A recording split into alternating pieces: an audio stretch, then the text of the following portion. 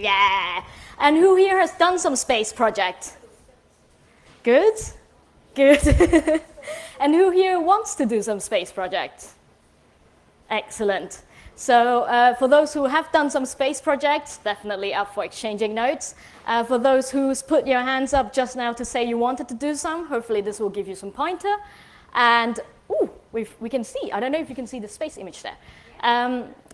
Excellent.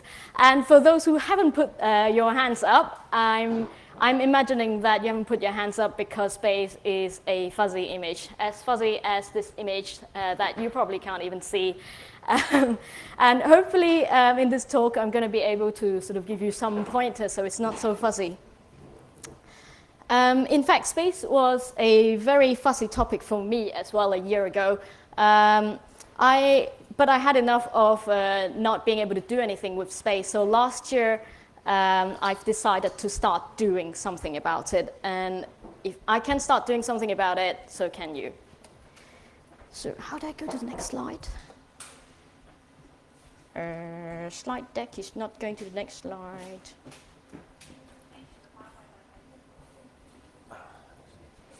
What's that? Nope, that's in the... Oh my, doll size.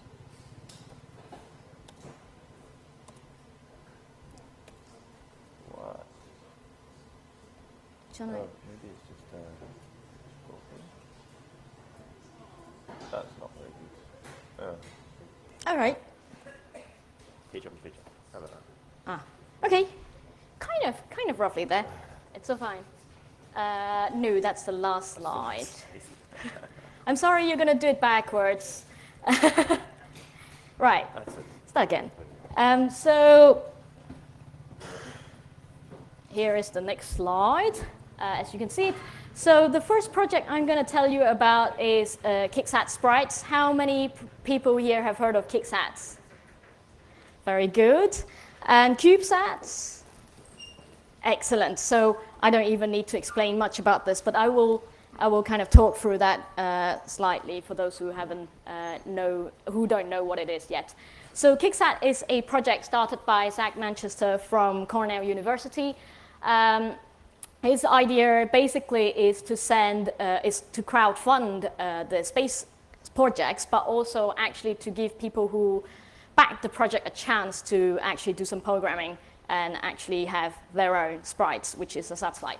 So the thing he's holding there, I'm glad you can see the screen now, is a satellite. So that little PCB board with a microcontroller, which is very similar to the Arduino one, and some sensors on it. It also has some radio chip on it, and with that particular chip don't have solar panels, but the real thing does. So his idea basically is to send 200 of these sprites, which is a PCB, but basically a satellite, up into space carried by the KickSat mothership. So the bigger satellite there is called KickSat. As you can imagine, the chipsat is so small, the sprite is so small, that's not actually a model, that's actually the prototype. As the sprite is so small, the KickSat itself doesn't need to be very big, the mothership itself. So the reason why I was asking if people have heard of CubeSats before is because that mothership is basically a CubeSat. A CubeSat is a satellite that has a fixed dimension. 1U would be 10 by 10 by 10 centimeters. And the KickSat in particular is 3U, so it's 30 by 10 by 10 by 10. It's nothing like our sort of traditional satellites, so nothing like the double-decker size NVSat or the football pitch size International Space Station. So it becomes something that is a lot more tangible for us. But the most important thing here is that sprites that Zach has produced, 200 of, he had made it available for backers to program. And basically the programming environment is not dissimilar to your average Arduino. Who here has done some Arduino programming? There you are, you can all make some satellites. So basically the IDE is called Energia, and it's very similar to to Arduino IDE. Now, this project actually was was kind of like completed or funded back in 2011. So rewind a bit, I was kind of thinking that I only got to clarify my thoughts about space last year. And I missed the chance of getting my own satellite. But I was lucky enough to find friendly people, like these ones, who would actually, welcome me in and let me play with the KickSat that they've backed. So they paid for it, I get to play with it. So I was really, really lucky with that.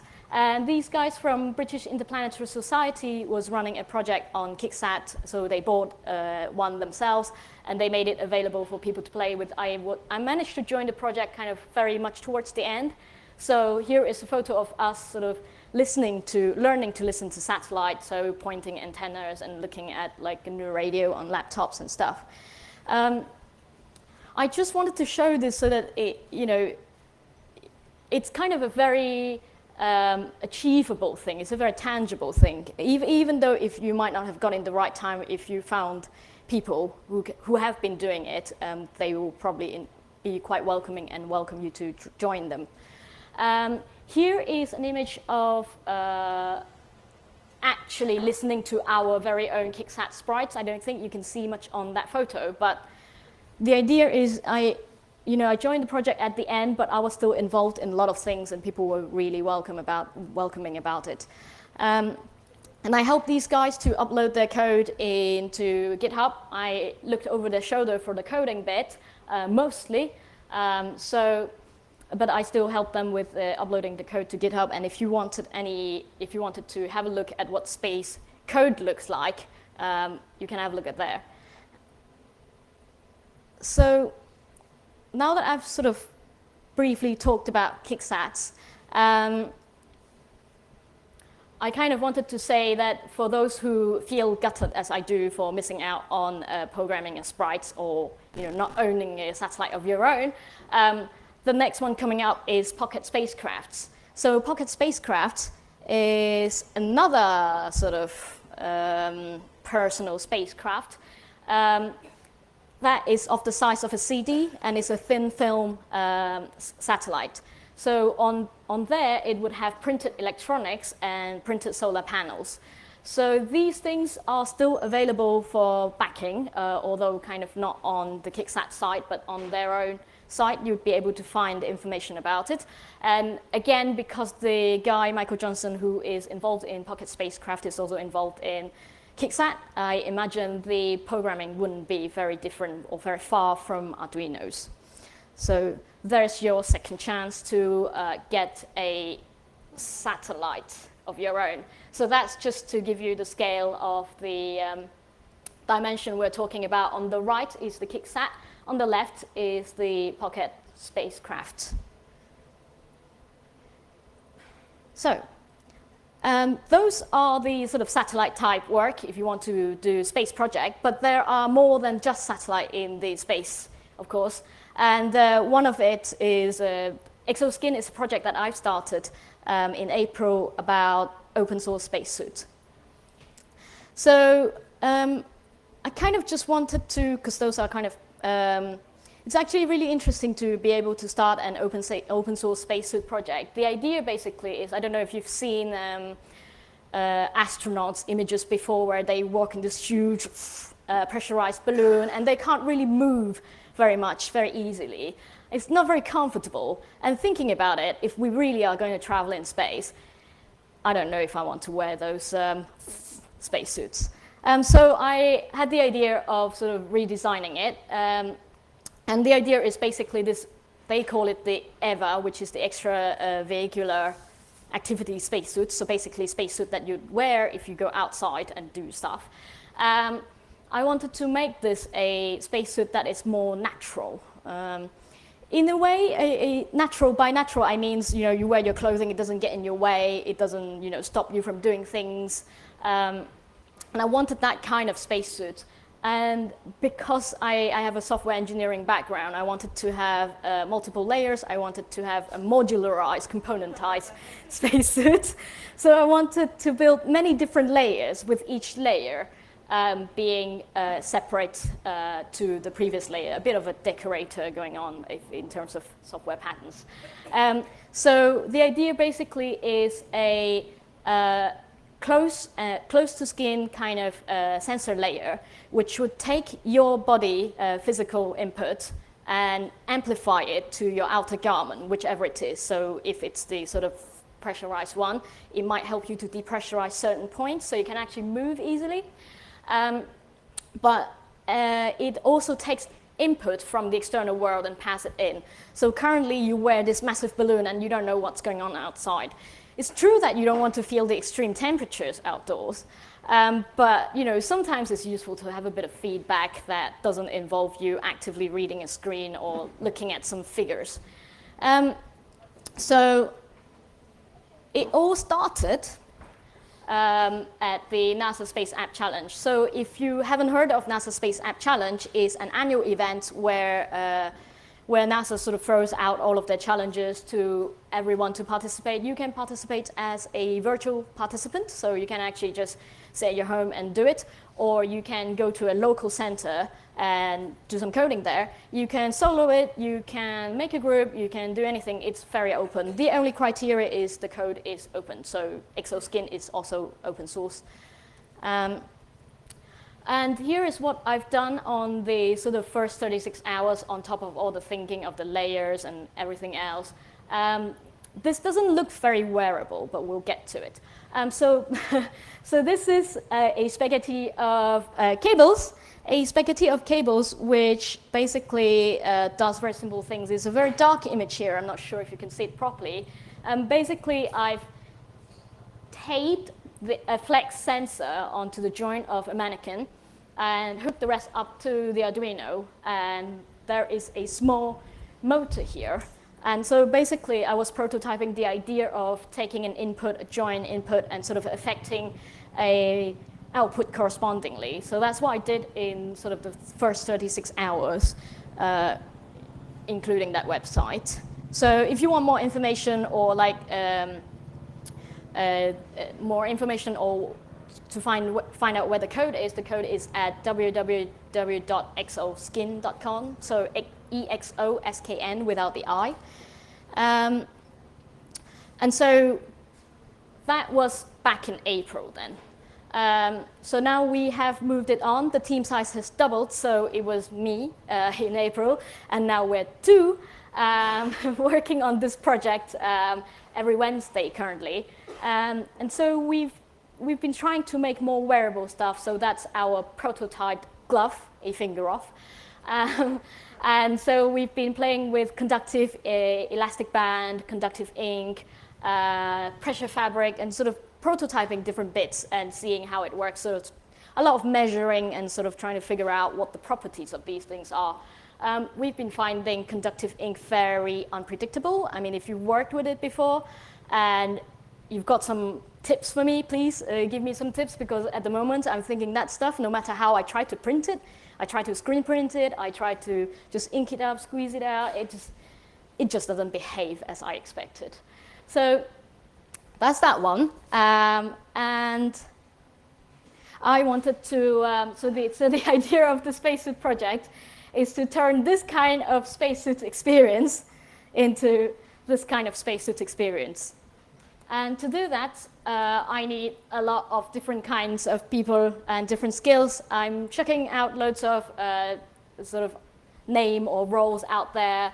But basically, I think there is so much going on in the space area that if you will have a skill, okay? So bring that skill along and contribute to one of these projects. So for this one in particular, I think it would be really good to have like animators, modelers, or like VR people, because the helmet could obviously do with a bit of VR, and BCI, so brain-computer interface, you might be able to brain control something. But something to think about. And if you have any ideas, I'd love to hear about it, and definitely wanted you to do bits of it, or the whole thing if you want. I noticed I've skipped a number, so I was on 3 just now, and this is 5. I think the 4th one is interplanetary internet. So earlier actually at the end of last year, We spoke to NASA about interplanetary internet. They're really, really keen to see it being used.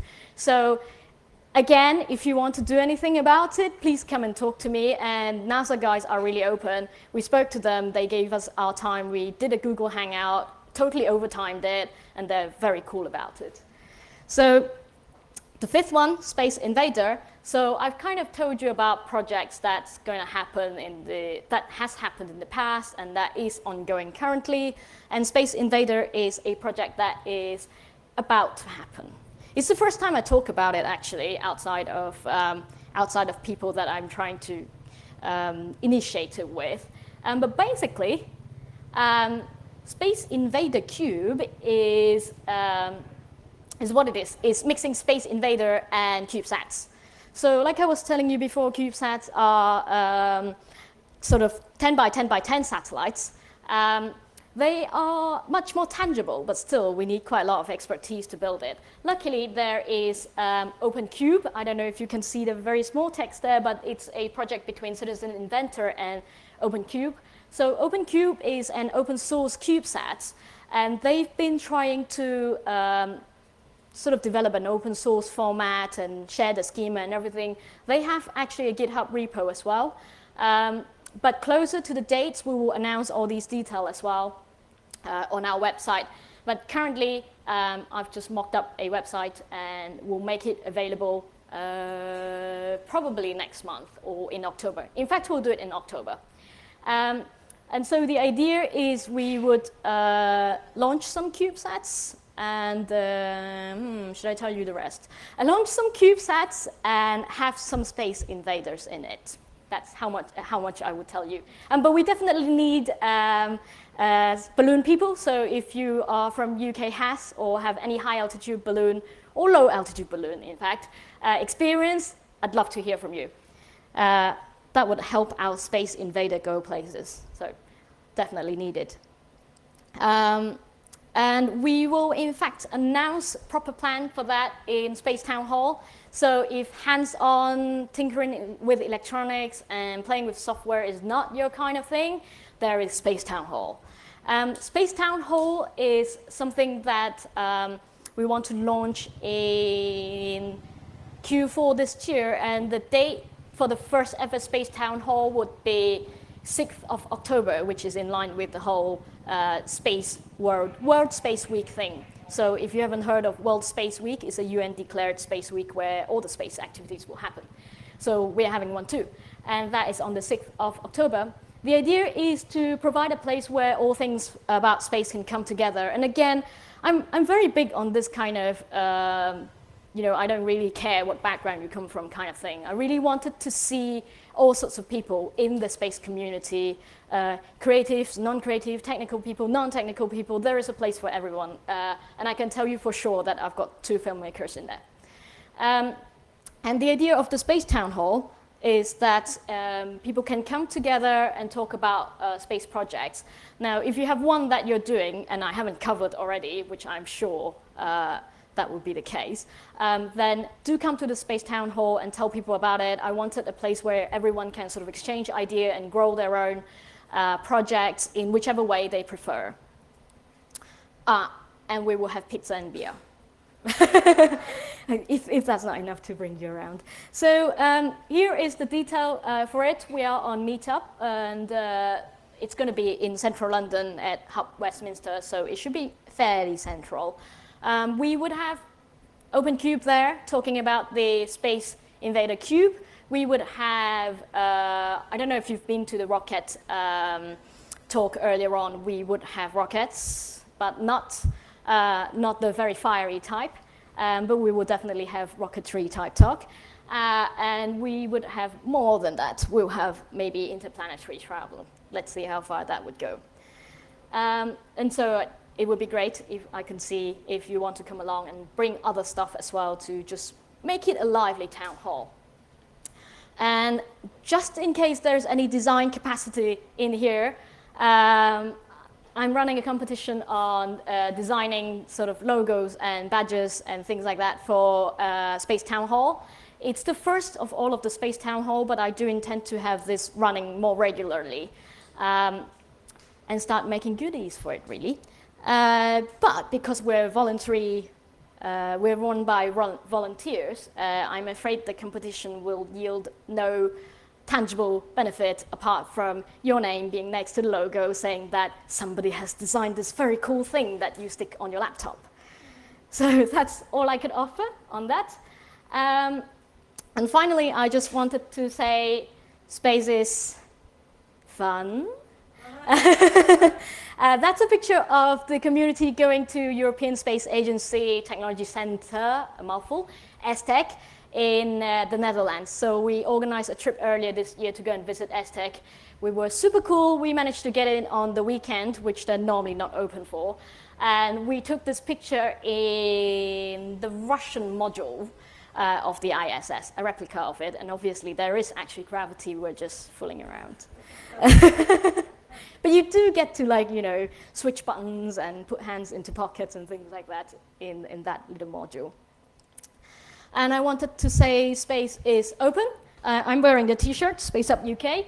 And the reason why I've chosen this image for openness is because this is an event that we organize, not only Citizen Inventor, but actually is led by Kate and Chris. And we were running this event to sort of bring different people in. It's really cool because this project we had in this event, people who are interested in space could come along and actually go on the stage and just talk about it. There is no pre-organized talks or anything. Everybody is free to talk. Everybody is free to book a room. Everybody can talk about any sort of topic, bounce ideas around, get discussions going. So it's a really, really relaxing atmosphere and really, again, really open. We've had people from all over Europe. In fact, Space Up, if you haven't already heard, Space Up is an international sort of event template. So if you want to host one in your town, do it. Look up Space Up and you can do it. And finally, I just wanted to say space is cool. Taking a photo like that is not cool. But I don't know if you could see on there, we, on the Space Up event, we've actually received greetings from the orbit and from Houston Mission Control.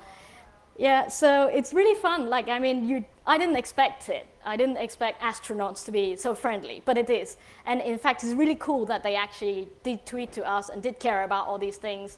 So, you know, I think space is a friendly bunch, and you can do it.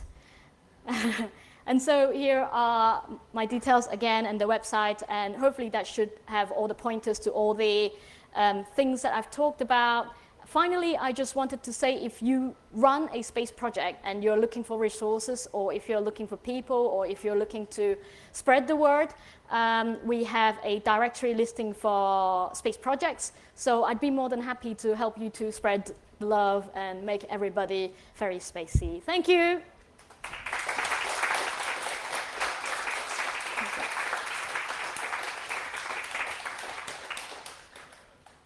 Questions? Yeah. Do we have any questions? Okay. Have you seen any of the Pocket Cube stuff? Yes. In fact, I'm leaking this now. No, I shouldn't. But there will be some kind of Pocket Cube events coming up at some point in the UK, possibly in Harwell. I didn't say that. So yeah. Yeah. Hiya. So what sort of stuff have people managed to get done with these little sprite sats? The sprite sats, it's a bit of a sad story, actually. So what happened is the sprites, so you can actually, they have accelerometer, they have gyros on it, so you can actually do some reading and it can send you a short message, which you can decode. So that's all very well and you can code it. The sad story bit is they did get launched on the KickSat, and the KickSat did get into the atmosphere and start orbiting Earth, I think back in April, May kind of time, when they hitch a hike with SpaceX launch. The only sad thing is the clock got damaged. And so the time for releasing the sprites was all messed up. So by the time it was ready to release the sprites, it's re-entered. So we kind of missed it. But they did say they're going to do take 2. So. Well, I was going to ask about, like, how long are these sort of things up there, these temporary satellites? I think it totally depends on the condition and how low or how high the orbit is. Because, I forgot to mention, actually, for KickSat, it's on low Earth orbit, so it does re-enter fairly quickly. I think KickSat stayed in orbit for maybe a few weeks, 2 to 3 weeks. And people were able to pick up signals from the KickSat. So amateur radio people have been picking up signals from that. It's just that it really didn't manage to release the sprite, so we can't pick up signals from the sprite. But I forgot to mention that pocket spacecraft is slightly different in that they don't only aim to come back on Earth. So actually it's a slightly different design. The reason why it's on a sort of a disc shape, on a thin film disc shape, is the idea is that once they release these kind of pocket spacecrafts on Earth, it would kind of leave down as opposed to burn up. So you will get to kind of pick it up. And the coolest thing about, I think, pocket spacecraft is they don't aim to stay on Earth, they aim to go to the moon. So they aim to slam your thin film satellite at the moon. Yeah. Any more questions? No? Excellent. Right. Big round of applause for Stephanie. That was fantastic. Thank you. Yeah.